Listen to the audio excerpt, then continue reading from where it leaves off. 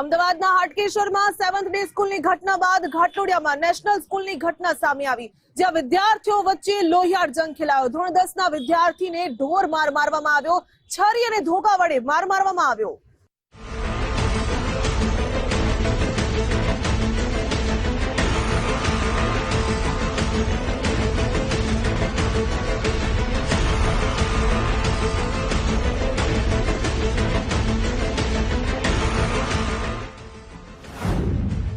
ઘાટલોડિયાની national સ્કૂલના વિદ્યાર્થીઓ વચ્ચે મારામારી।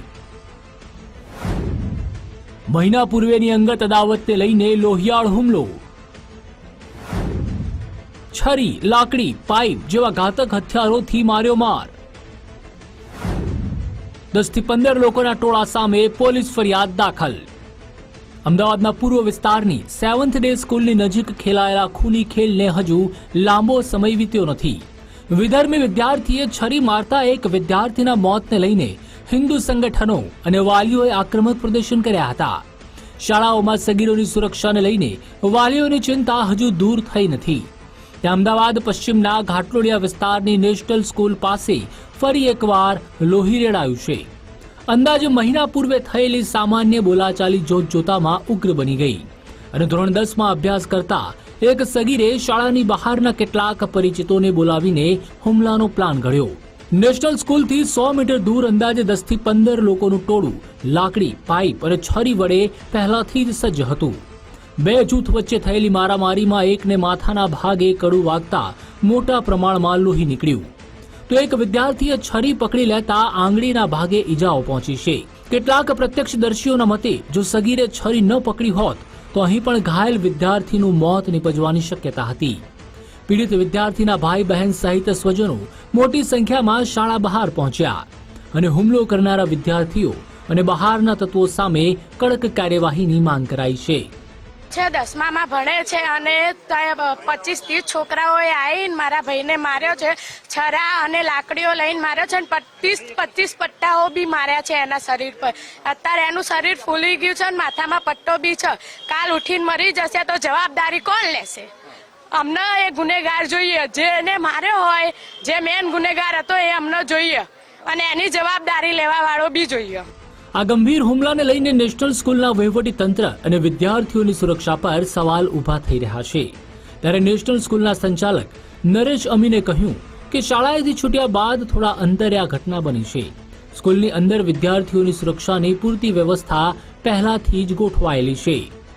એ વિદ્યાર્થીને અમને ખબર પડી એટલે તાત્કાલિક અમે હોસ્પિટલમાં લઈ ગયા અને એનું ડ્રેસિંગ કરાવડાવ્યું, એને સારવાર કરાવડાવી, એના વાલીને બોલાવીને વિદ્યાર્થીને અમે સોંપી દીધો અને બંને પક્ષો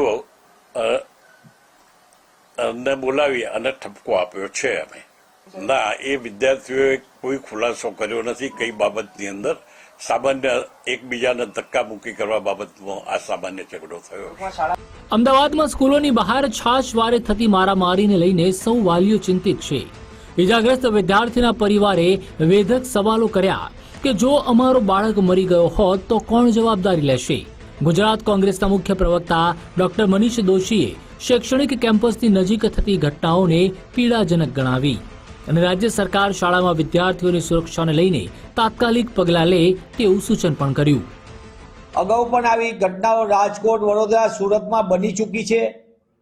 ત્યારે શૈક્ષણિક કેમ્પસની અંદર જે રીતે હુમલાના અને ખાસ કરીને શાળાના બાળકો દ્વારા જે રીતની હિંસાત્મક રીતે ઘટનાક્રમો સામે આવે, મને એમ લાગે છે કે આપણા સૌના માટે ચિંતાનો વિષય છે। રાજ્યના શિક્ષણ મંત્રી ડોક્ટર પ્રદ્યુમનભાઈ વાજાએ હુમલાની ગંભીર ઘટનાને લઈને ડીઈઓ પાસેથી વિગતો માંગી અને જવાબદારો સામે કડક પગલાં લેવાની પણ બાહેંધરી આપી છે।